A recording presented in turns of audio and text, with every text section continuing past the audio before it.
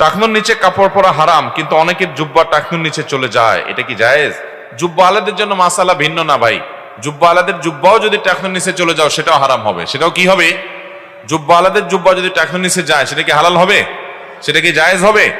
অনেক প্রবাসী ভাইরা সৌদি আরবে যায়, দুবাইতে যায়, বিভিন্ন দেশে, আরব দেশে যায়, যাওয়ার পর দেখে ইয়া লম্বা লম্বা জুব্বা আলা হুজুর, আবার মাথায় টুপিও আছে, টুপির উপর আবার একটা লম্বা রুমালও আছে, মাশাআল্লাহ। এই লোক টাকনুর নিচে পায়জামা তো পড়তেছে, জুব্বা তো পড়তেছে, আবার দেখা যায় যে আপনার 3 আঙ্গুলের একটা সিগারেটও ধরায় টানতেছে, আছে না নাই?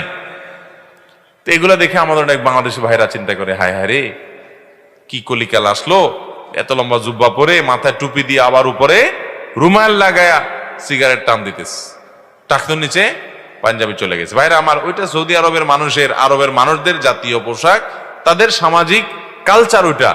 এটা দিয়ে আপনি আলেম বা তাকে হুজুর মনে করার কোনো কারণ। সবচেয়ে বড় কথা হলো, এমনকি কোনো আলেমও যদি জুব্বা পরে, সেই জুব্বা যদি টাকনুর নিচে চলে যায় তো সেটা হারাম হবে, সেটা হালাল হবে। মা আসফালা মিনাল কাবাইনি ফাফিন্নার, টাকনুর নিচে যা গেল সেটা জাহান্নামে যাবে।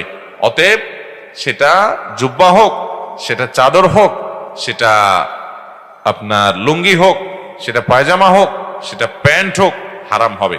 তবে হ্যাঁ, মোজা যদি হয়, তো মোজা তো থাকেই নিচ থেকে, ওইটার কথা ভিন্ন, সেটা জায়েজ।